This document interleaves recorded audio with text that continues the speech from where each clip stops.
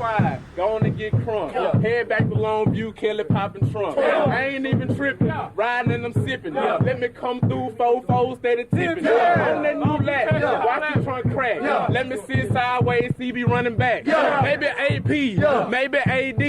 I ain't even tripping cause we some athletes. Messing with Smitty in the summertime. He get pissed if we don't make our time. But we gon' get it, cause we gotta finish. Nebraska horn hustlers, man, we diminished. Put them boys little, paint like a skittle. I ain't even tripping, I ain't never double dribble. Cause I'm a player from the Himalaya. Let me sit sideways, man. Maybe back door, maybe fall off. Sipping codeine cause I gotta kill a cough. Let me sit sideways in the big Benz. Oh, you boys, they my brothers, they my friends.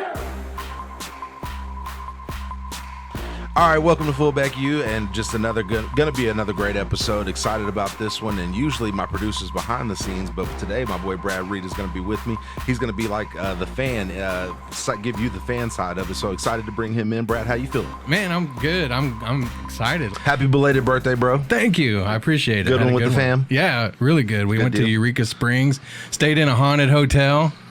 Have you ever, in your travels, have you ever stayed in anywhere that people thought was haunted? Maybe. Well, I need to think about that one, but I don't think so. I haven't been at the Skirvin. I've stayed there, but I haven't stayed there as a team. Right. I don't know. There was some stuff going on up in Bourbonnais in Chicago. I'll have to think about it. But now that you mention it, that does kind of ring a bell. But I'm going to tell everybody about what we're going to get into today. Obviously, everybody knows it's an OU football show. Right. But I also do some personal training, Brad. I had a really, really good pro day getting ready to get me drafted. We've kind of went into that. I've trained so many OU football players. And so I'm going to give you that experience and just kind of walk you through it. And you're going to give them the fan side and any questions that you have for me. Just kind of starting out, Brad. Do you have any questions initially? What was the first one on there? I did have some questions because I've heard you talk about your pro days that you put on, right? So are we talking about specifically college players here and their pro day going into the NFL, or like what high schoolers should be thinking about? Or is it one of those things where it starts in high school? It's a great question. Dude, it starts in junior high now. You need to know these drills. You need to know what a shuttle is. You need to know what an L drill is. My junior high kids do all these things. High schools do them. So, but to answer your question, it's mostly this is to get. It got me drafted, so it can be college going into pro, but it's the same drills that high schoolers do to get offers at D1s and things like that. And so that's where I took, and this is why we're doing this episode, Brad, is because I took some of those same drills from my shout out to Chad EK, my trainer out in Hawaii. He was in Scottsdale. My brother told you about that. We're going to show you a bunch of training videos. It's going to be awesome. But the things that I wanted to get across to you, Brad, is I got my scholarship. We talked to my brother-in-law, David Martin. I got my scholarship in Texas A&M from running a 4.440 down to Texas A&M. Oh, yeah. You remember that one? Yeah. I got drafted for doing that exact same thing at OU. I was one of the stronger guys. So I'm going to just kind of talk to you about that with high school track. Coach Rollins, that's at Coach Carl Lauber. We're going to get him on a podcast. Huge influence on me, man. I ran track. We ended up winning state my senior year. I threw shot put, but just running track with our sprinters really, really got me a lot faster. I mean, I was blazing, dude, even as a big dude. So you go down there and you run.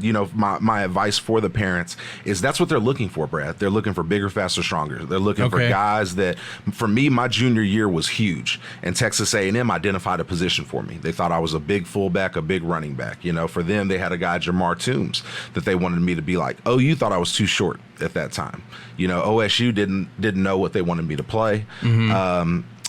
Ultimately, again, for me, my 40 time got me the first offer. Playing defense got me the next 3 offers. But testing is huge, Brad. When you talked about if you were a parent, and this is why I'm so glad you're doing this, is it's like me telling you for your kid, and you're a guy, you have kids, so right, what this situation is like. You know how expensive college is going to be, and for parents putting their kids in these situations, a lot of times it has to be a big kid, has to be a kid who's played a lot in high school. There's very rare situations where you don't mark all the boxes and still get an offer. Right. Well, what should parents be doing for their kids right now? Like what should they have them be focusing on?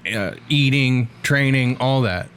So, again, starting in junior high, one, lay off the fast food and stuff for early morning and late at night. You got to lay off of it. You're already shaking your head.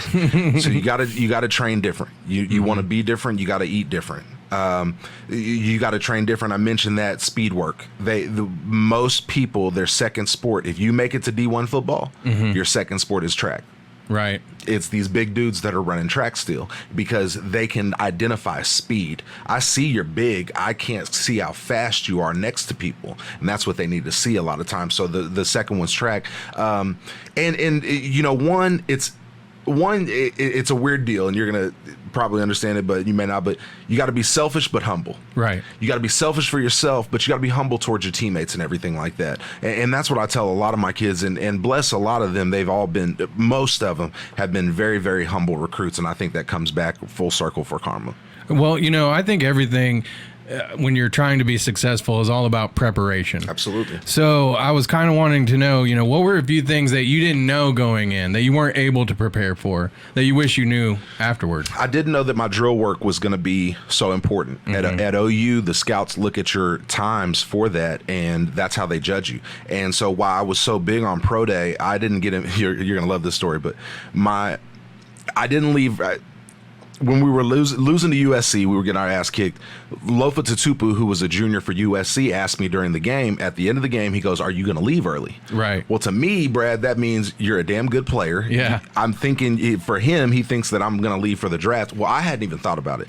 Long story short, if I left that year, being that we made the national championship, I would have put my name in, and they would have probably said, "Hey, yeah, this kid just started a national championship. Let's invite him to the combine."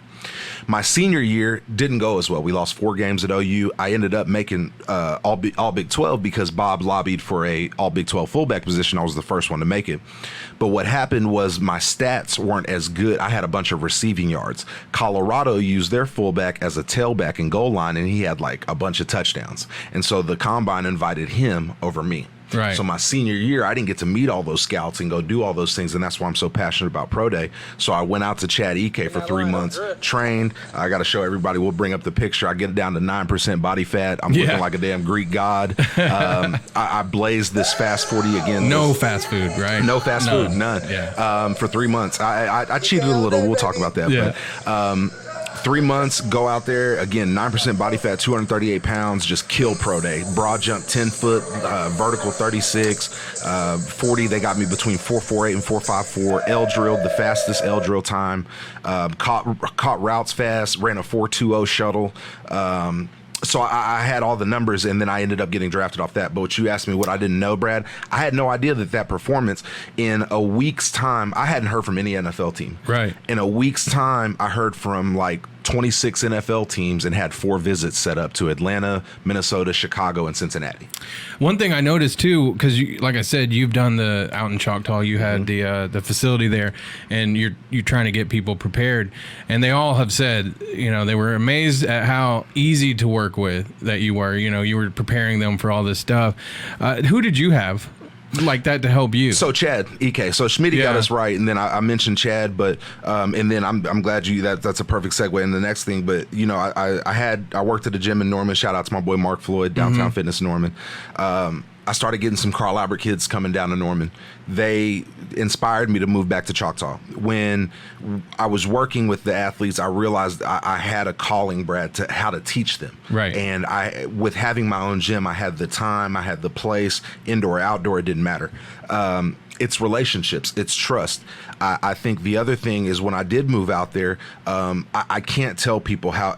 For a trainer, there's a lot of what ifs, right? So can you train this guy? What if that? What if that? Well, for me, Logan Robertson comes out there. I help the kid lose 30 pounds. He runs a 5 flat 40. He gets offered by OU. Now everybody's looking at me like, damn, JD can actually. He's not just a fullback. Sure, he's not just a running back trainer. He's not.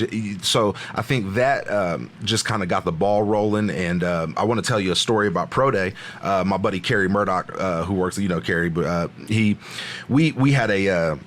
I opened my gym, and I opened it started putting stuff in there in March of, it was like 2013.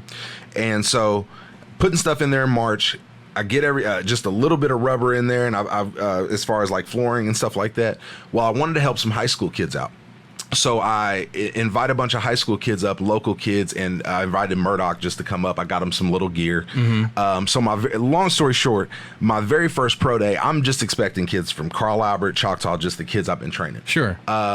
In walks in about 5 minutes before the camp. In walks in Terry Wilson and Will Sunderland, right. Quarterback from Kentucky and former free safety at OU, but he's now at Troy. So we just go from having this average camp, just that Murdoch's here to support me on, to having the freaking top player in the state in my gym, just out of nowhere, like not invited. He actually just saw it on Twitter. We're gonna have some great videos of that. Terry Wilson ran the smoothest shuttle that day I'd ever seen. What a great athlete. I'm sure you got to see him in high school. I used to call his games. So that year, Jonah Yanusa, also Choctaw's quarterback, signed with Navy. He was there. Dylan Lohr signed with Emporia. So I think Will and Terry, I don't really think, and shout out to those guys, they really don't know how big of an impact they have for me as a trainer. Along with Logan, that was a huge one too, but earlier on, Terry and Will. I dug up some numbers here. You mentioned some, but this was, I think, on your Wikipedia. Don't know who put that together, but just if there's anything that you remember differently, let me know. But your agility test said you ran a 4.52 in the 40-yard dash. It was between 4.48. They scale it. That's where I said 4.48 to 4.54. So they scale it in the middle. They could take whoever got the fastest and whoever got the slowest. What's a typical number for fullbacks? Probably about, to be honest with you, about 4.7, 4.8. So I shit on everybody. Yeah. Nice. Bench press 225, 28 times. 28. I was the second most on that day. Remy Adele, who was a D tackle, beat me that day, but 28 correlates to about damn near a 400-pound bench. I did that to 29 times. My man, today. Good. I believe you. No, yeah, you absolutely. You shouldn't. I eat the fast food. Yeah. So it's like the cartoons. You got the aired up weights. Yeah. Totally fake. Let's see. A 35-inch vertical jump. It was 36 actually. I put it at 35. 35 initially. I jumped and didn't get it, and then I jumped and got 36 on the second one. 10-foot broad jump. 10 foot exactly, which was almost a foot farther than any fullback my year. Nice. 4.22 in the 20-yard shuttle. Yeah, I got a 4. Some of them, my fastest time in that was 4.2 flat, but somebody else probably got me like 4.25. But that's pretty dang good. I mean, especially on the pro scout's hands. I mean, for a 240-pound guy, close to 4 flat, not bad. 7.0 on and the 3-cone. The 3-cone, we'll show everybody that. And I got to give a shout out. Marcus Major is phenomenal at this. This is what ultimately made me compare him to AD. Just the power and explosion he has. We'll have to side by side that. But I actually had the fastest L drill that day, and we had running backs running. Right. We had DBs running. Eric Bassey ran a 4.3 that day in the 40, and I beat him in the L drill. Okay. So my next question is kind of, what numbers should athletes be aiming for? But I guess it would kind of depend on the position, right? Yep. So maybe what numbers and then what drills would you recommend to prepare for to get to those numbers? Great question. So to go big time D1, Brad, you have to have both. You have to have big time film. You have to have big time numbers. They're not. I know a lot of fans out there want to hear, well, let's recruit the Oklahoma. Well, typically we don't have guys in Oklahoma who are 240 pounds running 4.4. I didn't run that at OU, which is why I didn't get my offer there. If I had, they would have given me a scholarship. It took them a little bit longer just because of, they wanted to see me run, see me do some other things. But to answer your question, one, you've got to dominate the fundamentals. Dominate the fundamentals of the run drills, dominate the fundamentals of the basics of football. What got me my offers is the 40 time and the hit on Quentin Chaney. There's a lot of stuff in between there, Brad. There's a lot of hard work in between there. But school saw me big and fast. School saw me violent as hell. Scholarship offer. Right. Lastly, your times don't have to correlate to the level, but a lot of times they do. If you're powerful enough to run 4.3, 4.4, a lot of the times you're going big time. Right. It just happens. And especially, and again, it goes back to if you have good film, but a lot of times when you're talking about recruited, you're talking about a small pool. The bigger the school you're at, the more likely you are to get recruited, the more, and people need to hear this, my offers came off of Booker T. The best team, the most draft picks in Oklahoma. You want to go D1? I need to see you against Union, Jinx, Broken Arrow, some of those guys, big time guys. This is what you have to show out against.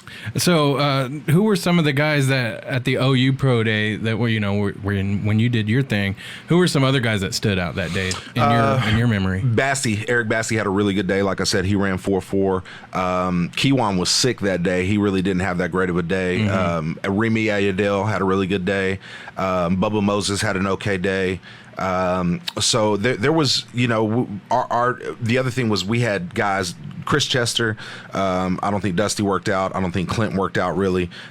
So we had 3 or 4 guys that also just didn't work out, which actually ended up good for me. But here's the other deal, and this is what, dude, I was damn near about to cramp up that day. I mean, it was really one of the hardest days, Brad. That's why I'm so passionate about that for kids. Yeah. You know, and shit, you'll see kids going to 20, 30 camps, you know, and I get it. Hey, man, when I was 18 years old, hell, I probably could, but it's investing your money wisely. It's investing your time wisely. It's investing your efforts wisely. And that was one thing I was glad I was able to do, because it showed so many damn teams that I could play. Most teams thought I was 5'9" and ran a 4'8". Oh, yeah. You know, so I'm like, Right. I'm 3 inches taller and I'm damn, you know, faster than anybody you know as a fullback. So, you know, it is what it is. So I've heard you mention this before, too, that Oklahoma kind of trails as far as the better numbers and all that. What do you think they have to do? What could we do here in Oklahoma to get better, as far, you know, maybe start people out younger with some of the youth programs? You tell me what you think. Well, I mean, let's talk about what's in other places. What's in Dallas? What's in Phoenix? What's in LA? The reason why I opened my gym, shout out to my boy Evan Mathis, played at Alabama, played with me in Cincinnati, finished up at the Denver Broncos as Peyton Manning's left guard, won a Super Bowl. He bought, when Chad moved out of his gym, Evan moved in, I got the idea from him. But I make that point, Brad, to say kids in Scottsdale, kids in LA, they train with Larry Fitzgerald. They see him right there. They get around him early on. They see how important football is. They're at these professional facilities. Oh, by the way, they have tons of money to do it. And so, again, you look at the facilities in Dallas, you look at or as far as the school facilities, right. You look at the money there, you look at the outside facilities in places like LA, things like that. So those are the advantages and things, and that's why I hate that I don't have my gym anymore, because I wanted to help the kids that way. Hopefully some of you guys see it and do it. But that's what you have to have. You have to have an entire we have a good culture of football here. Right. But the speed and agility is a different thing than football per se. And it takes a different type of knowledge. And that's where pride myself on being complete and versatile. I can train any position, you know. I'm pretty good at even training quarterbacks. But, you know, you have to be able to be versatile as far as being able to teach those guys speed, being able to teach those guys the position itself, as far as the speed, the strength side, and the position for the playbook, as well as getting them, you know, ready mentally for the game. You do your pro day, right? Some of the guys had a bad pro day. Does it make or break you necessarily? And then what happens after that? In high school, you're not going to get offered if you have a bad day. I mean, unless you're just a big time guy. In college, it's going to hurt you depending on who you are. Right. You know, if you're Kyler Murray, you don't have to run. You know, sure. You know, so it's situational in the NFL like that. What I tell people when I run into them getting ready to the NFL, you always put your best foot forward. You put nothing but your best foot forward. If you're going out there to your pro day, you need to be out there 100% ready to go full speed. If you go out there for a practice, you need to go out there full speed, you know. And so it doesn't hurt you, and we used to say, Brad, there's 2 ways you get paid in the NFL. You either get drafted or you get a second contract. Right. Sure. So if you don't put out your best foot forward, first of all, if you're just at a pro day, you didn't get to go to the combine, right? So you're not going to get drafted in the top 4 rounds, probably. Gotcha. So now you're talking about the big money, the lottery money's in the second contract. So you got to be realistic, and again, that's where you got to put those things together for the kids before they get there, 21, 22, 23 years old, and make some of the damn mistakes J.D. did. Right. Well, and like I say, everybody's lucky that has been able to work with you because you have the knowledge, the wisdom to tell them what to expect, what to be looking for, how to prepare. And we've talked about a little bit about who was there for you and how that, you know. But is there anybody you want to shout out that's doing it now, doing it right? Well, before we do that, I want to shout the kids. Sure. You know, first, my boy Sean Cooper, we just did the camp. I'm sure you saw down in Durant. He's doing really, really great work. Anybody in Oklahoma, I would send to him.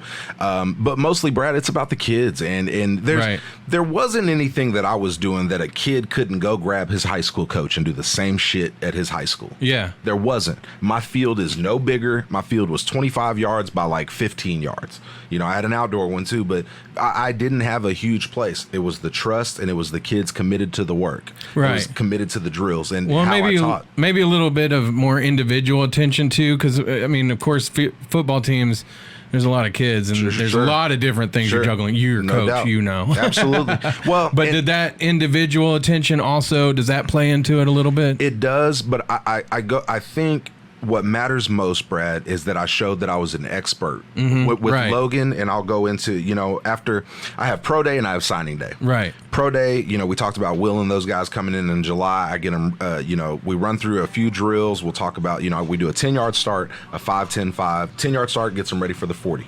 5-10-5 gets them ready for the shuttle. L drill gets them ready for the 3-cone. Vertical box jumps, everybody loved them. Broad jump, just teaching them the techniques and things that Chad and those guys told me that helped me excel those days. And then we also sit down and we'd go over camps and stuff like that. There was another event that I used to do called signing day, and after they would sign, I would bring them in and have them talk about, or just talk about what their freshman year is going to be like. Right. So basically, there's two things that I used to get the kids ready for: summer camps, your first day on campus. Similar, totally different. Yeah. One's physical, one's mostly mental, and so there, there's summer workouts, there's padded training camps. So it was really about giving those kids the knowledge. And I think that was, they had fun. They got some free gear, which every kid liked. After my first one, I met an Under Armour rep and started getting some Under Armour gear. And, I think my second pro day really set me apart. The people in Oklahoma that are fans will really know. And I'll show a picture of it, but, just looking at it, there was Jordan Brown signed with Tulsa. There was a kid, Noah, I can't remember his last name, from Southmore. He signed with Texas Tech that showed up. Chandler Garrett signed with Wyoming. Adrian Wolford from Meeker signed with Texas A&M. Logan signed with OU. Baron Odom signs with OSU. And so all these guys are in my gym at the same time. Right. And not many trainers can get those guys in there. And I think that really got the ball rolling. Corey Tipsword, a couple other guys, UCO, Emporia State.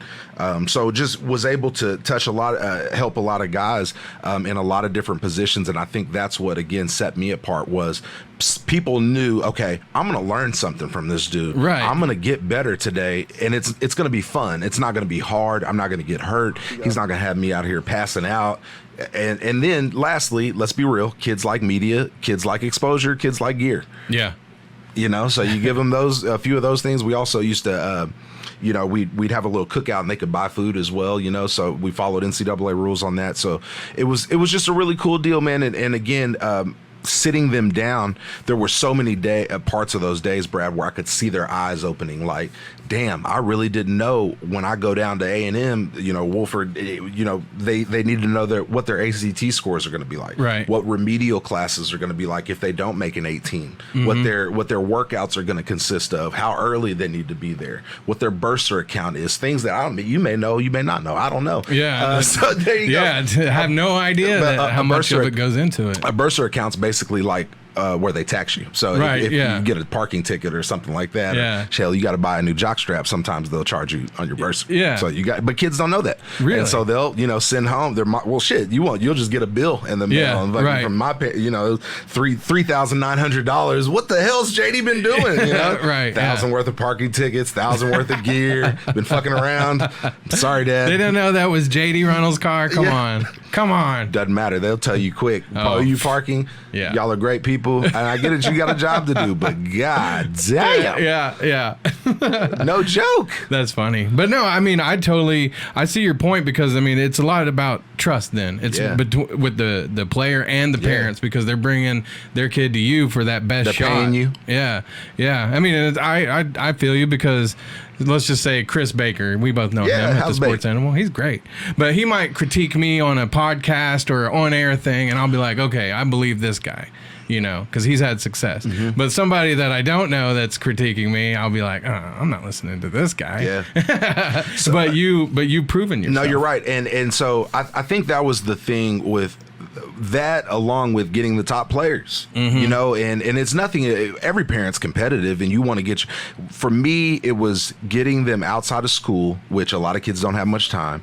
Getting them around other great players, getting them to show their abilities off the same way a college trainer would. And I think that's why I was able to help so many kids. Was I was able to put them in the same position. A lot of these guys who didn't play and train don't know what drills to put kids in. They Right. don't know what techniques to teach them. They don't know what playbook to talk about. I can fucking say green right, green right, hound to Watacoma check for Mike, and if a trainer doesn't know what the hell they're talking about, they're not going to have any clue. Right.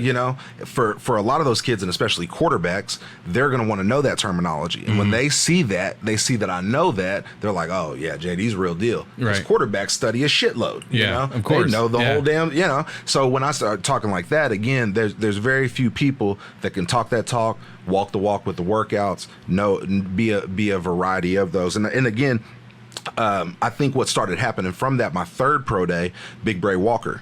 Bray was probably one of the highest recruits that I've worked with. Big Bray comes in, them damn size 19 shoes, jumps on a 4-foot box. We'll have to show that. My buddy Nate Fakin, who's been on the pod with us, gets it on camera. Everybody goes crazy. People used to go crazy on the box jumps. They used to love them. And then my fourth year, Jason Taylor and Jaden Poole, a couple Carl Albert guys, they really got up and really jumped really high. We'll have to show them. And then last year, damn near Marcus Major almost went viral by saucing up Trace Ford. Trace Ford's a great athlete and he's fast as hell, but Marcus just shows up halfway through the camp, dead legs him, and damn near goes viral. So we had a great bunch of memories through them. You know, and again, it's getting those guys ready, Brad. We Jamie Nance and Marcus Major. If I brought them here and put a truth serum in them, we did the same things at the gym that they were going to do at Rivals Camp. Mm-hmm. Both of those guys only go to Rivals Camp. Shout out to Blanchard and Millwood squad. Y'all did all the work.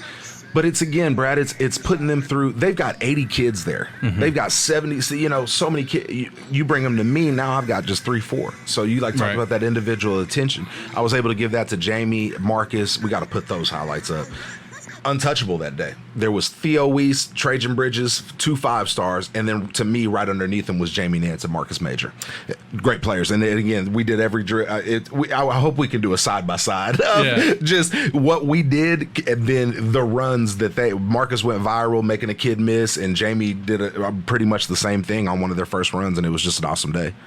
You mentioned the Texas Tech camp earlier, and we just went to A&M. UCO. Oh, yeah, you're right. Texas A&M camp. And you mentioned, or we just went to the UCO camp a couple weeks ago, and so I'm wondering, if you're a parent, should you be signing your kids up for as many camps as possible? Great question. Can you overdo it? Absolutely, you can overdo it. That's what we just talked about, man. My thing is, go to your high school coach or go to a guy that you trust. Mm-hmm. And one thing I prided myself on is, you can say people say a lot of shit about me, but a couple things that I know, one is football, right? I can tell you, I can evaluate talent. Logan walked through my door, even though he was overweight, the kid had great foot speed. He punched me through a damn wall damn near, We can find a place for that guy, even if you're at OU. I've said he was OU. He got OU a couple years later. Mm-hmm. Marcus Major walks in my gym. 13 minutes later, I send out a tweet 2 days later, he gets OU. I know what the hell I'm talking about, right? Right. You got to be real with the kids on their level. You've got to tell them, if it's D2, the problem, Brad, is in Oklahoma, we have UCO where we went, which is D2. You have Tulsa, which is a small D1. And then you've got OU, and OSU, which are huge. Right. So there's a huge gray area between kids that are D2 and kids that are D1. There's no D1 AA. Makes sense. So if you're hearing a kid's D2, first of all, that's not a bad thing in Oklahoma. Mm-hmm. D2 is like going D1 in Oklahoma. A scholarship's a scholarship. Right. If college costs $50,000 and you get $30,000 of it paid for, I don't give a damn if it's Popcorn State, like Bob used to call it. I used to tell my kids I coach in basketball the same thing. Like, I don't care where you get. Doesn't matter. Yeah. If you can get a scholarship, that's a win. It's an X's and O's game. Yeah. So let's get that through our head first. Right. When we get that fact through our head, it becomes the same wherever we are, because they're going to overwork us. They're going to underpay us wherever we are. Sure, right. OU gets a great stipend. Those guys are missing out on a lot of money with signed footballs and shit like that. I could go into it, but whatever. The point of the matter is these guys, they're worth some money, and they're not making the money, but they're getting that scholarship. They're getting towards the X's and O's. Mm-hmm. I tell those guys we call it the jug, but the game is rigged, and the way you win it is by getting your degree. Mm-hmm. Right. That's the only way. Yes, the glare and the smoke in the mirror, just like for JD, was, oh yeah, you'll go to the NFL. Mm-hmm. Well, maybe you will. You may spend 4 years in it like me, but you won't have enough money to retire like I did. Right. So again, the big X's and O's for me was getting that degree. Again, I don't want to get into paying players and all that. That was but it. At a smaller school, at those D2s, they still abide, which I don't think is right. They still have to abide by the same NCAA rules as far as not making money and things like that. Yeah. And for kids that are having to pay, I really think that that's messed up. So again, when you're OU, you're spoiled in that sense, you know, because you get that and a stipend compared to some guys right up the road who are literally paying their way. So again, the parents got to be real as far as who they go to, who you trust. You go to your high school coach, ask him legit questions. What level is my kid? Where do you think he could get a scholarship for? Where do you think he could play? Where do you think he'll fit in? You know, and those are the questions too, Brad. So many people just worry about just getting there and signing. Right. They don't think about what the hell it's going to be like after you sign. Yeah. Right. What the friendships, the brotherhoods, what's the classes going to be like? What's the rules going to be like? Right. What's my son going to be like 9 hours away? Yeah. You really ready for that? I mean, you know, some people, kids that I've helped, Greeley, Colorado, wouldn't even know of some of these places, Right. you know what I mean? But bless their heart, Kyle Ergenbright doing great. I'm sure he loves it up there, but he'll tell you it's tough. It was tough for me. Even people don't think that me just being 45 minutes away, I didn't get to go home like that. Right. I mean, you're not When done you until have the 9. time. Right. Yeah. You're done 9, 10 o'clock. We got workouts at 5:30 in the morning. Where the hell am I going to go? Right. And And that's what's amazed me about, like, even just this whole time when I've been working with you on the podcast and listening to stories that you guys have told, is how much y'all really do, because people don't understand. They There's think no that time, they man. think guys, like a lot of people I think football players are got it easy. Living it up, man. Yeah, You're living it up. yeah. Not going to class. Hell no. 3 girls on the couch. Right. She does my homework. She does some other work. We ain't gonna Right. talk about that. It ain't like that, fam. No, You're up no. there. Even the seniors. The only way you can get out of stuff at OU is if you don't have class, because you only have 3 to 6 hours to graduate. But then the beauty of it is you're incentivized to, if you're at a Power 5 like this, JD can go back and get his master's for free because he made a 3.0 in his last 60 hours or better. Right. Learn those things. Meet your academic advisor. Learn how you can, I don't want to say steal money, but get money for free. Yeah, well, I mean, again, getting your degree has opened the door now that you can coach at a school, and all kinds of stuff. So. Absolutely. Just using those advantages, asking those questions. How's this school going to benefit my kid 10 years down the road? Right, which 20-year-olds probably aren't thinking. Not at all. Yeah. Not at all. How's this school? What's this school going to be in 10 years? Yeah. Will the football program Right. be around? Right. There's certain questions that you just got to ask yourself because not everybody's going to get OU. JD got lucky to get OU. Or say, you really want to go to OU, but you're probably not going to get to play at that position that you want. Or There it is. anything Absolutely. like that. Yeah. Absolutely. You got to be a 5-star down there, bro. Yeah. I mean, Yeah. that's how it goes. So the level means something. The scholarship means something. If somebody's giving you a full ride to, now JUCO's a little bit different because a lot of times they do Pell Grant and things like that. But if somebody's giving you a full ride D2 and somebody's offering you a partial somewhere else, the thing that I tell people is, one, that full ride a lot of times means playing time. Right. If the guy behind you is on a partial and you're on 100, you're going to get a lot more reps than him. Right. Yeah. This is how the world works. Right. I mean, Yeah. on the flip side, if somebody's giving you 40% and giving somebody else 100, you need to be ready to sit. Right. So, and Brad, I think part of those, like you said it, for an 18-year-old, it's over Right, here. But right. when you're a parent, you're like, Yeah. shit, man, that's fucking real. Right. Like it's starting to click because you've gotten all these people to come to you. Colin Clay's a great one. Big Rob, shout out to you.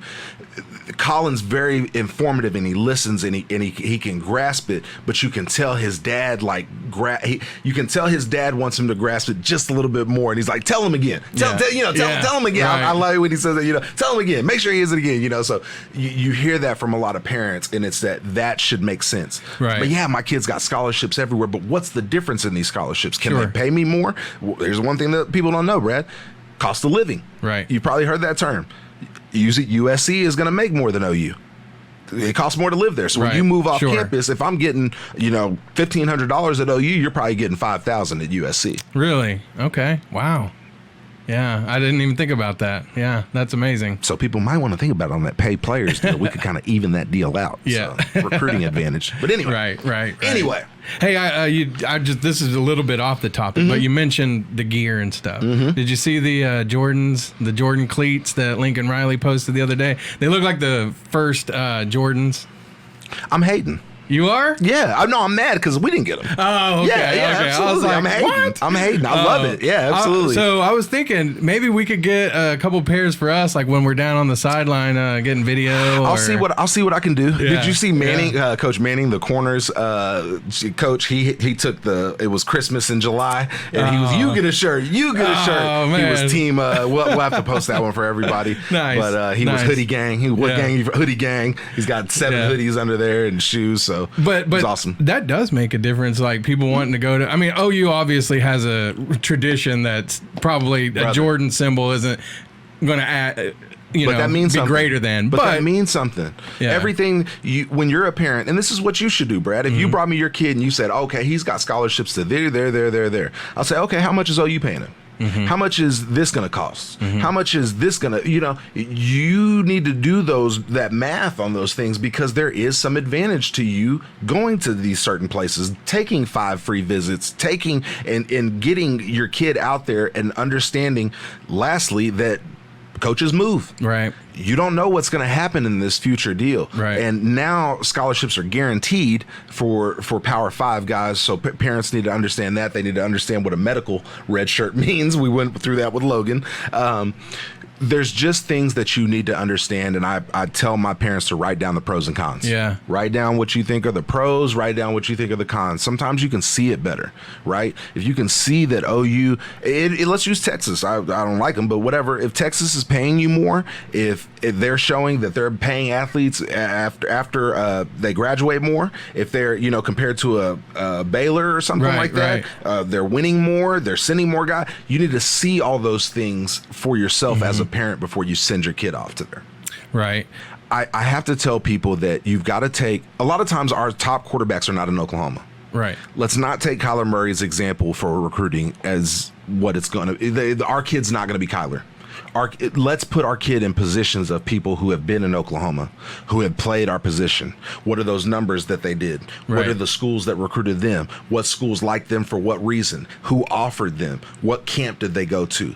Those are the questions you got to ask yourself. Don't be just going to OU camp just because everybody goes. Right. It's great to get exposure. Don't get me wrong. Yeah. But your ass better be elite, run a damn 4.4, or you're not getting looked at. Right. Jason Taylor, great player. Jason goes down there and it was thick turf. Jason, OSU offered Jason just by seeing him. He goes down to OU, runs 4.6. They don't offer him. I mean, he had one of the best corners there. Just didn't happen. Right. Explosive player, one of the better 5'10" 5s I've seen. It doesn't get OU. So, it's difficult. He's one of the better players come through Carl Albert, doing what, played it as a freshman at OSU. I mean, Right. It's tough. It's tough to get there. It's tough to get off. If you get offered at a camp, Brad, you did some spectacular shit. Right. Amazing. You showed out. You showed out against some other dudes. You showed that you're the guy at that camp. I gotcha. Well, what else? What else would you say is the most important thing that people should take away from even this podcast as far as these, training days, pro days, camps, all of it? It's a process. That it D1 doesn't happen for everybody. Big time D1 damn sure don't happen for everybody. Even if you do, there's what I try to get across to people is, yes, recruiting's hard. But what if I told you that fucking sticking around in college is 10 times harder? Right. Right? Yeah. You sure. Put your kid in this situation. All right. Just say you're JD. Let's put yourself in JD's. You mentioned JD. What would you say? Okay, JD, let's look at your ACT first. Right. You did really, really well in math. You took the ACT twice, JD. You took it once as a sophomore and full qualified. Now, that would be another thing that I would say. If you're a full qualifier by your sophomore year, zing, schools love you. Really? Oh my God, it was like boner central. Like coach, oh my God, you're like, damn, full qualifier. Oh my God, nobody's recruiting him on. You're like, dude, calm down. So anyway, full qualifier. All you have to do now. It used to be called a sliding scale. 18 and a 2.5. You have an 18 average composite, and then a 2.5 GPA. If you have a 19, you have 2.4, 20, 2.5, whatever. It used to be like that. Now you have to make each. So you have to make the average 18, but you also have to have 2.5, and I believe it's in your core courses. Okay, so that's one thing for kids. And now again, JD didn't know. JD figured it out. But if you're JD, you made a 26 in math. You did really, really good. You made it was like a 19 or something in English. You made 17 in reading, and then you made a 21 in science. Right. So you've got this composite 21, 22, somewhere around there. You're going to have to take remedial reading, is what your counselor says. So JD goes and takes it. I didn't even focus on the other 3. I just take the reading, and I ended up making a 20 on that or something like that. So I don't have to take remedial. So I'm good, right? JD's good to go. I would go tell JD, haha, good job. You just made the worst fucking decision of your life, right? You probably should have just fucking failed, right? What I tell people and what I tell kids, and I can't put it any more real to them than this. Yeah, there was a 26 in math. I went to my first fucking math class and made a D. Yeah. It wasn't because I didn't know math. It was because the type of math was college math. There was no time. It was this train leaves California at this time. This plane leaves Indiana at this time. Where the fuck do they cross? What time and how? Right. You know. Right. It's that shit. You know. And the time. So I was a 3.6 student GPA. I had this good ACT, and I'm fucking on academic probation. Right. Struggling, damn near about to be kicked out of school because the classes are so real. So I would tell people, man, and I would tell JD, start slow, take some electives, fucking walk and chew bubble gum at the same time in class before you can do anything. Take the easiest, find the teammates that you can know and trust. We didn't have Rate My Professor back then. We ain't got shit like that, right? Yeah. Barely have Facebook. So shit, you don't know who's good, who's what. So use those things. Use Quizlet. Use the advantages that you have in college, because that shit will wipe you out faster than a lot of things. Academics, your physicality of the game and the workouts, and then, man, depression and homesickness wipes a lot of cats out. Brad, I live a lot of what I do, and I'm powered by teammates that didn't make it. You know, some of my best buddies, Tristan Ross, but we talk about Michael Hawkins all the time. Rufus is talking about him. I talk to him on Facebook quite a bit. Those guys, if they would have had somebody like me, they would have made it. Do you think that you've seen a higher success rate for the people who, like you said, somebody like you, but even because there's people out there who might not have any parent, or they have maybe, parents that work all the time. They don't have the time to necessarily focus on all these things. So, but do you see a higher success rate? I'm not going to guarantee success, but what I'm going to guarantee is that they learned. Yeah. So they learned whether it stuck or not. You can just fans follow and they know what I do, but Logan signed with OU. He made it 3 years, damn near graduated, hurt his back, and some shit happens to him. Jason made it. He plays as a freshman. Bray redshirted. He's about to start this year. Ron made it a year. Now he's at NEO. Bump Bodum made it 2 years. He had a injury, ends up transferring to ECU. But you don't, for the most part, you don't hear about my kids running off. You don't hear about my kids not being ready, not being this. Right. Making it in college for a year is fucking hard. Right. In football, it is difficult. Making it, being a letter winner, and again, I'm powered by guys who were letter winners at OU that didn't make it. Right. Well, when I was a teacher at the broadcasting school, I could only give them the tools. I couldn't, guarantee they were going to use it correctly. So I know what you're saying. Absolutely. There. But you gave them the best chance. Oh, absolutely. Yeah. And, and I still talk to all those guys. Marcus is going through it right now. Just saw his dad today. It's the same grind, and that's what I have to tell these parents is, yes, we want this scholarship. If this is my son, I'm going to have to tell him. And I talked to James actually wants a scholarship. He wants to sell it. So, but that's, beside the point. Right. But I tell him right now, I say, James, you're a big kid. If you do get a scholarship, you've got to learn to abuse the scholarship.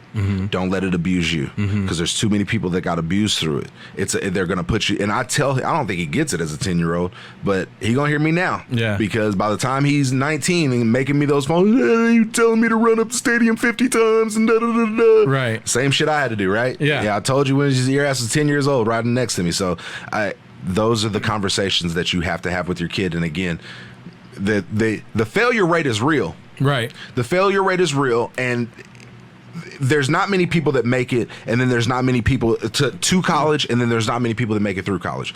Get around the people that when you make it there, get around the captains of the team. Right. I got around Teddy. Teddy whooped my ass every day. You heard him. Oh, yeah. But I was determined to get around him, to listen to him, to learn from him, to, beat him someday. You know, and you have to get around those guys. There was a lot of guys I could have been around, and my ass would have been back in Midwest City. So you never had any second thoughts about JD3 going into football or anything like that? Oh, I did. His mom actually was the one that wanted him in football. But you have this view when you're in the NFL, all you see is fucking 7 foot, 400-pound guys bashing each other's heads in. Yeah. So you're like, shit, I don't want that hitting my kid. Right. But then you go to a 9-year-old, 7-year-old, 8-year-old practice, and you're like, okay, there's no 7-footers out here, so I'm good to go. So well, and it also helps that he looks like a 12-year-old. That's a good point. Yeah. We'll have to put some pictures up. He'll appreciate that. But yeah, he's doing good. I'll be coaching 3 teams this year, so I'll be coaching his team, which is a 5th grade team. We're in the Indian Nations League for the Junior Jags Westmore League, and then I'll be the head coach of Moore West 7th and 8th grade. So really excited about that. And again, man, just we do some of the same things we did in training.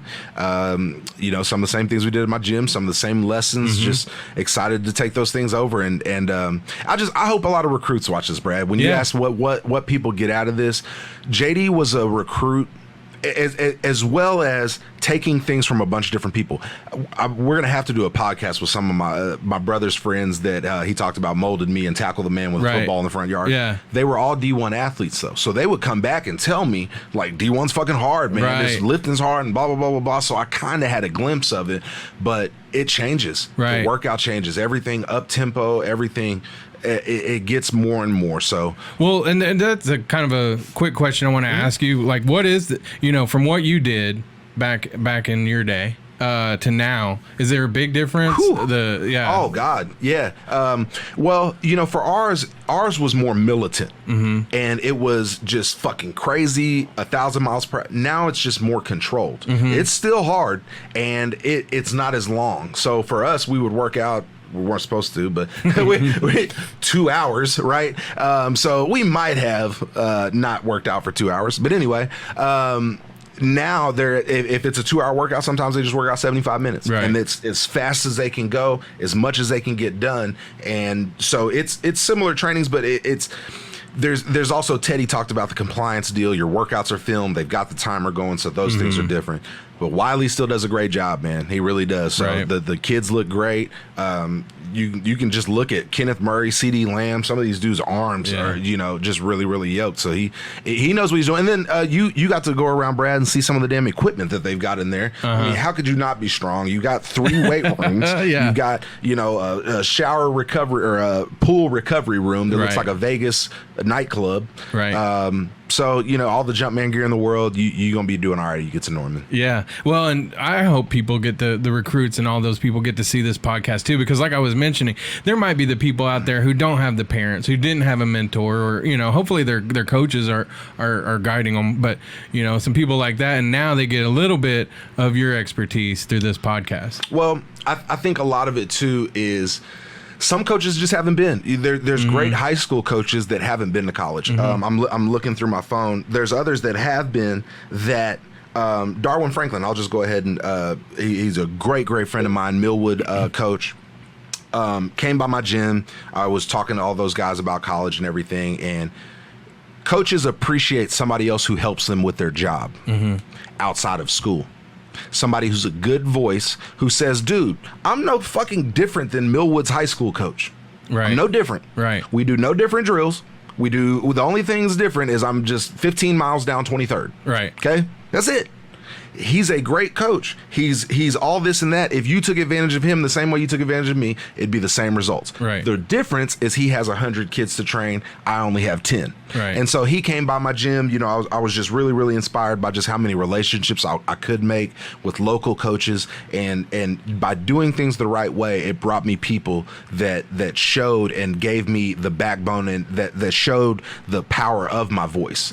People that they tell the kids the same thing, but I tell them more in detail and more with the terminology and the actual experience. And hey, look at that guy sitting right over there. His ass is at OU right now. He'll tell you, Yeah. or look at that guy. He's at UCO right now. Ask him what UCO is like. Right. Oh, it's terrible. It's hard. It's blah, blah, blah. Not terrible, but the workouts, just people don't get the grind Grueling. of grueling workouts. Right. A different level. And what I tell people that people are going to be like, oh, JD, it's just not and I tell kids all the time, what UCO's doing is what OU's doing, is what Texas is doing, is what Florida's doing. You could write down on this paper what OU did as a workout. It would probably be less than you're writing. You'd be like, JD, that's all the fuck they did? I'd say, Brad, they did that shit as 1,000 miles an hour. Yeah. It's 21 to 24 year olds that are fucking tip top shape. Most fuckers wouldn't make it through the warm up. The people, Teddy talked about it, I talked about it, your first workout, and Perk talked about it. Those aren't bad athletes. I mean, Teddy's not a bad athlete. Perk's not a bad athlete. You're hurting. So realize those things. Run track. Get around your high school coach. Make them push you as hard as they can. Those are the guys that have to vouch for you, and then you have to go vouch for yourself on that next level. Well, when we saw the picture of WWE, JD, tell me what was your cheat food? Because I mean, it didn't look like you were cheating too much. You see this? And we'll pop up a picture too. Yeah. I don't look nothing like that these days. But my cheat meal. You're gonna love this, bro. I'm glad you asked it.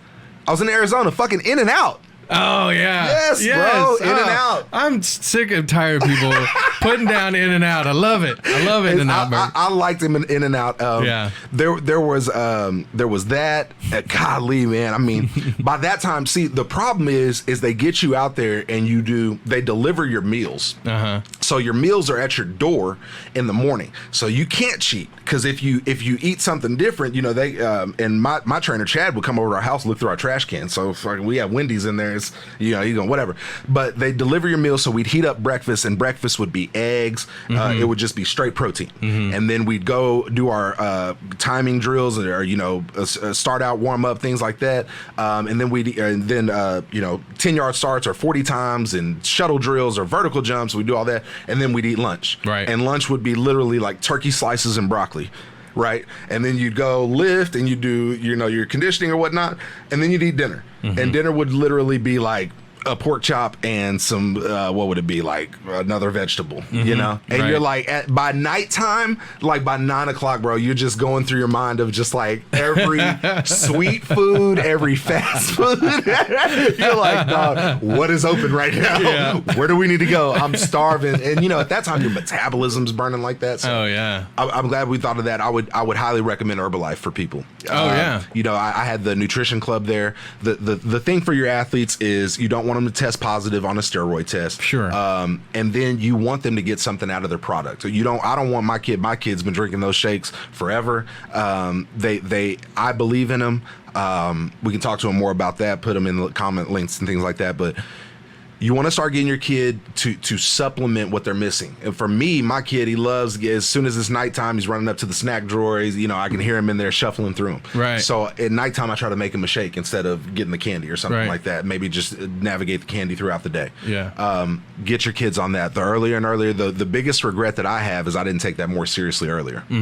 I wish I would have. Right. That picture that I saw, nobody knew me without a fucking beer gut at OU, okay? I took my shirt off at Pro Day, and everybody was like, oh my God, what in the hell have you been doing? Well, it's expensive to eat right. It is. It is. I mean, it's expensive to train. I mean, dude, you're talking thousands of dollars a month which it was worth it. It got me drafted, but yes, it's expensive to eat right. Again, those meals are being delivered. I'm out there. I've been staying in shout out to my boy Junior Spivey, let me stay in the house of his and play with the Arizona Diamondbacks out there, won a World Series. So my boy Matt Kemp, we did training out there. He still trains. That's what we played Little League together.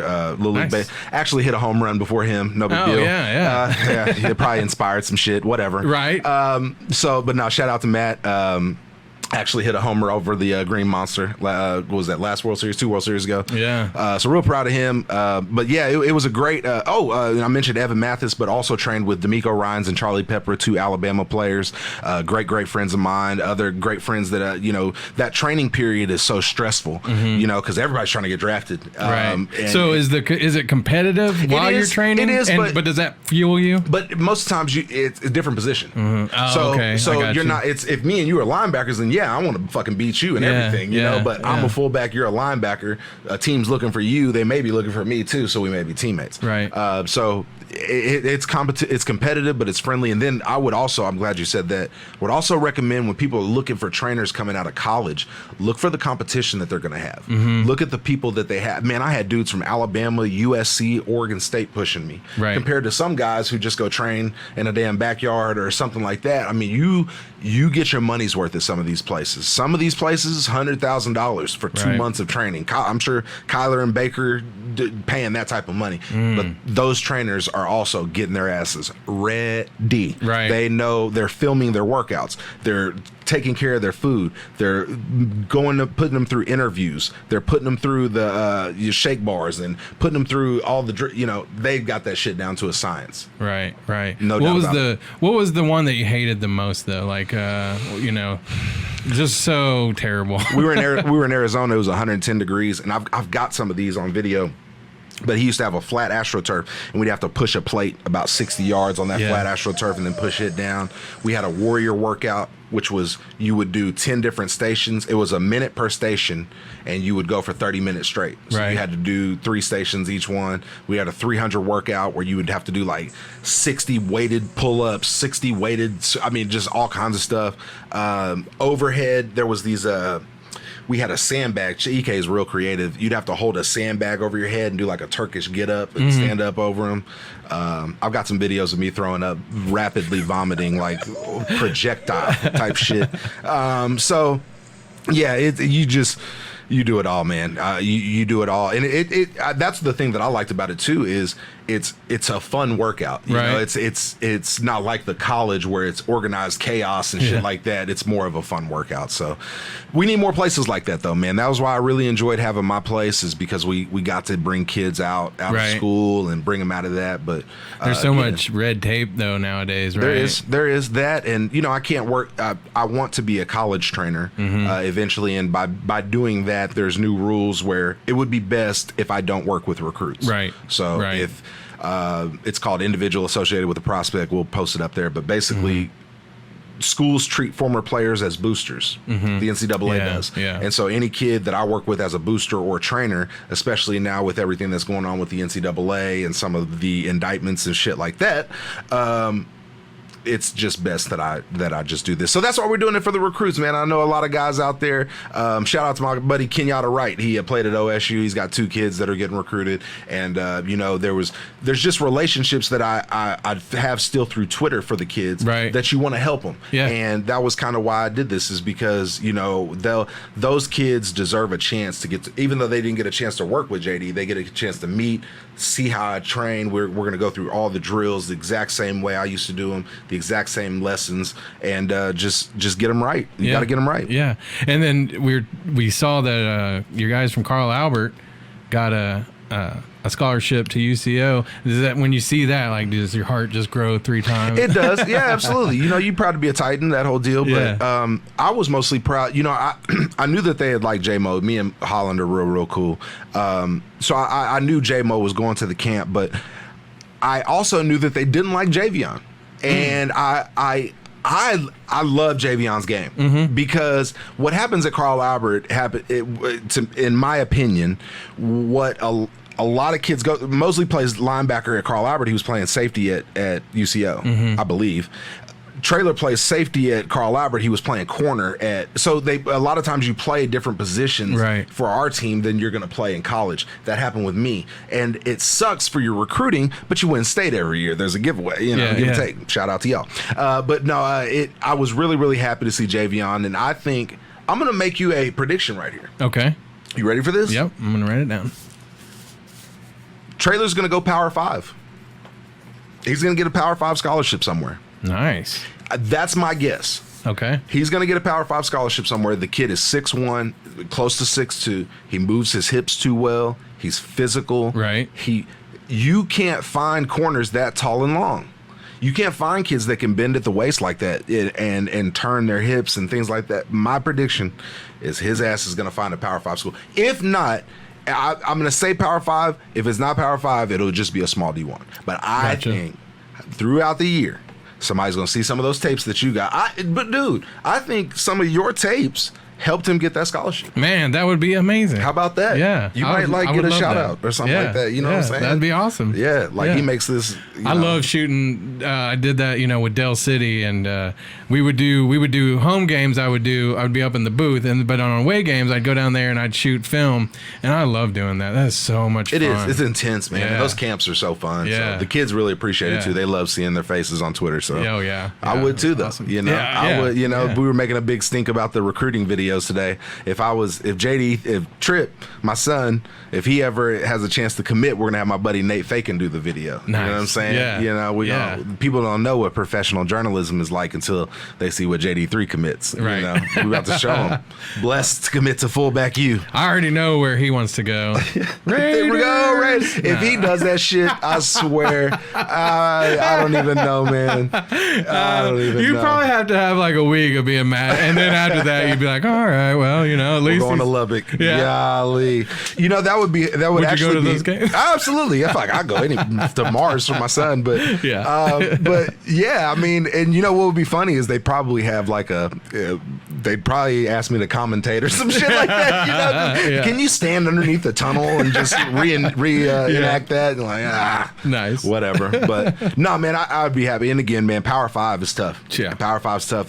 Carl Albert had a tailback speaking of Tech that just got Texas Tech, Rabbit Taylor. Mm-hmm. So it's tough, man. But it'd be an honor. Like I said, James talked about scholarships, but hell, he could. I don't care, man. My man's wanted to play golf now, so we're doing football and golf this year. Nice, so hopefully he nice. can hit them long and straight. We'll see. Yeah, So, awesome. my big thing with James, and I'm gonna tell him honest, you got to be able to play golf so you can talk shit with the big wigs. Yeah. You gotta be around. You can't just be around the people in the in crowd and not be able to use a driver.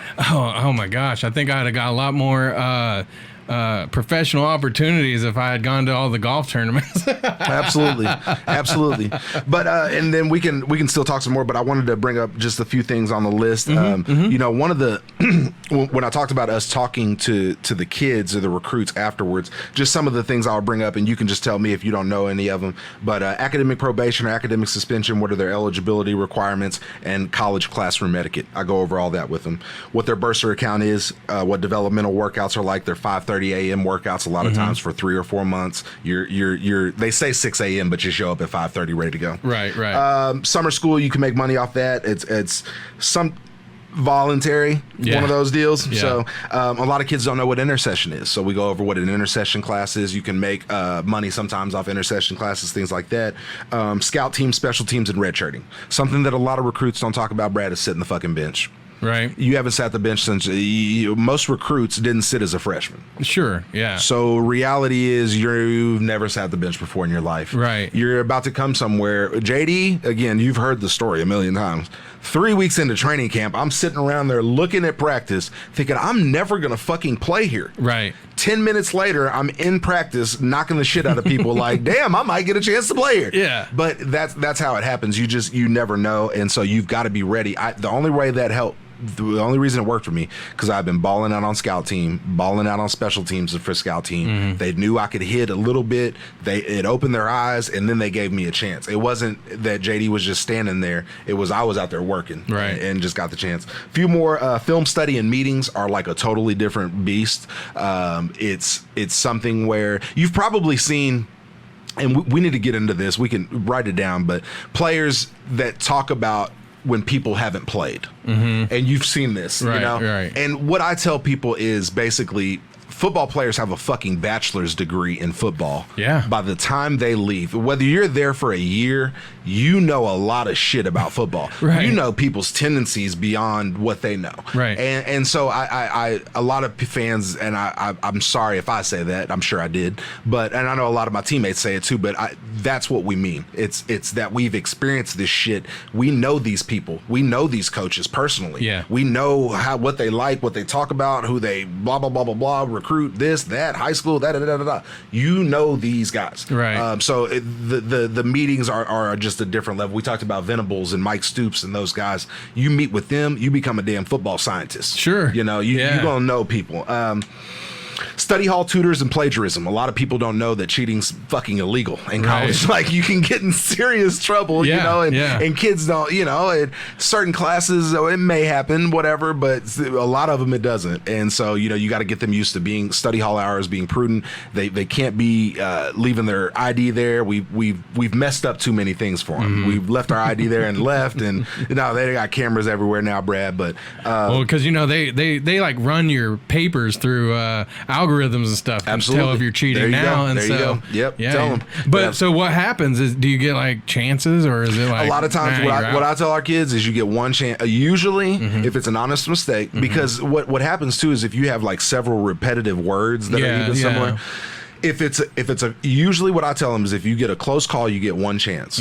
Your first chance is a slap on the wrist. Your second chance, you're gone.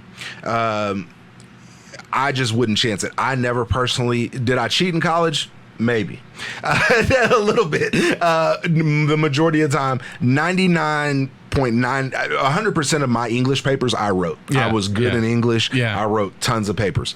All my math classes I did. Didn't have to take much science. Where the help comes from is just the amount of information. You use your tutors to get that amount of information. Sure, yeah. And if it's, you know, if there's certain amounts of information that you can't, you might want to make notes. Yeah. That's all I'm going to say. Did my wife write a paper for me? Yes. But are we as one? Okay. Yes. So there you go. It counts. That's fine. Perfectly fine. A few more. So NCAA violations, impermissible benefits. Got to go over those with the kids. They can't make money. You know, a lot of kids just think, oh, yeah, you go in there. Somebody, when we were out, Brad, eBay was coming out. So people would come with signed balls, trash bags full of signed balls. We'd get them signed for them. They'd put the motherfucker on eBay for $1,000. You know, you'd be like, damn, you know, that's what I talk about. We're missing out on some money. I mean, that's like shit. So anyway, that was happening, but again, we couldn't make money off of that, and you've got to be knowledgeable that Texas may try to turn you in. You sell that to a Texas fan, they'll turn you in. Hey, he doesn't have receipts and blah, blah, blah. I sold him to Johnny Manziel, you know, all those guys. So you got to be aware of the rules. Most people have a compliance department. You got to befriend them. I know it sucks, but you've got to befriend them. Two more. One of them, I said relationships. And everybody's like, oh, shit. And, you know, I talk about fighting, cheating, assault, and homesickness. Everything's a relationship in college. And you're outside, even sometimes inside football. Your college coach, it's a relationship deal. If he's pissed with you, you're not going to play, right? If he's happy with you, you're probably going to play. Your girlfriend's the same way. You know, what I tell guys is the same way you don't have to go home and answer to your parents, she doesn't either. Yeah. Right? So when you're in high school, if you and a girl go out and it doesn't go well, right? Well, you take her home, or, you know, as she gets out, she shoe polishes your car, slices your tire. Well, I'm going home and tell my fucking mom. Right? I'm telling my mama. She's probably going to get in trouble by her parents. Right. Well, you get on a college campus, shit, who you going to tell? You going to call your mom? Mom, she slashed my tires. She don't have to answer to her parents. And I'm not saying that women are crazy or anything like that. But all I'm saying is that we're popular guys. A lot of times you get handsome guys, you get a lot of girls around, girls get jealous, shit happens. You got to plan these things out, because there's guys, how many guys have you heard gotten shit with their girlfriend and get fucking kicked off the team? Oh, yeah, because they reacted instead of thought it through, right? I mean, who knows what happened? But putting kids in those positions before they get there is important to me. Well, yeah, because I mean, there's been really famous stories that we could talk about. I don't really want to get into it because, you know. Right. Well, I was on the air when some of them broke, and I hated it. Right. But I talked to many of my kids about, hey, sometimes your pride, it's better to just walk away, you know, because you want to defend your pride and stuff like that. It's better sometimes in the long run to walk away. What do you think about that? You're not going to win. Yeah. So back in the day, we used to, I don't want to say we, there may have been some fighting occurring on campus. That shit can't happen anymore. You either get caught on Twitter, you get sued, you get caught by the police. Those things happen now. You can't fight in college anymore. You better have that shit on camera as self-defense, or you're gone. You're big, you bench 400 pounds, you punched a kid that doesn't weigh 40. You know? you're not gonna win. Right. So the big thing is just walking away. Yeah, Through college, I agree. we got to get through we got to get to this degree. Yeah. And that was my last one, is minors, majors, and degrees. And talking to guys, JD went in. You're gonna laugh at this. Shit, I made that 26 on math, getting this free scholarship. Fucking majored in architecture. Oh, yeah. Majored in architecture for about 30 minutes. Yeah, Right? yeah. Made it to one class. I was like, what the fuck is this? Yeah, Like, yeah. what? Out of here. Like, gone. Right, Like, right. change that shit. Right. Give me general studies. Yeah, You know? yeah. Dude, it's a different level. Mm-hmm. What I tell kids is, I made a 26 in math. Most of those kids probably made 32, 33, 34. Yeah. Maybe perfect score. Right. So where am I going to gain that 8 points of ACT like that? I'm not. Yeah, yeah. So it's probably basic math for JD. It's those things. Yeah, yeah. Take it a step slow, because again, and that's what, dude. There's no shame. You have a scholarship. You're there for football. Right. There's no shame. Some of these places are higher education universities. Right. There's no shame in a general studies degree. To be completely honest with you, 90% of the jobs you're going to apply for ain't going to fucking care what it says. Yeah. 100% of the time, Yes. we want to. 99.99% of the time, we want football in the future. Right. Right. Whether it's coaching, whether it's playing, a general studies degree gets you the football. Whether Yeah. it's coaching, whether it's playing. Absolutely. You're right. So- You're right. That's as much as I can help them, Brad. Yeah. What do you think? You got any more questions about the parents? No, Traveling, anything like that? Well, yeah, I mean, so they're what do you call it? It's not AAU. 7-on-7. Is that what it? What? Okay, like I'm referencing Impact, I guess. Okay. My friend Mylan Darby. Yeah, I know Milan real well. He Wiz, does that. Shout out to Wiz. Wiz's son is my quarterback at Moore West. So is it like AAU? Do they travel? Is that another thing that can. parents should You be can. looking out to do? Because again, that's expensive. So That's a great question. Is there grants or anything for the kids? For these things that you know of? There's not. And I would highly recommend. I grew up on the East Side. I played in the East Side leagues. Mm-hmm. If you want to be around the best talent, you need to get into you need to get into some of those leagues and get your kids around some of the best players. Point blank. Period. Highly would recommend that. You can travel if you want to, but the biggest thing is, I'm glad you said this, on college campuses. Mm-hmm. You're going to get recruited, Brad, by playing big name guys or working out on college campus. Right. I got recruited by working out at A&M or playing against Robert Meacham and Quentin Chaney at Booker T. There you go. Plain and simple. Yeah. That's all they need to see. There you go. That's it. But hey, man, it was a great episode. Yeah. I'm sure everybody's going to love this shit, man. So it's Yeah, I had a great time. good deal. Appreciate you, Brad Reed. Happy belated birthday, my brother. Thank you. Thank Can't you. wait to see what you do with this, with all the videos and everything, and give Yeah. everybody what they want on Fullback U.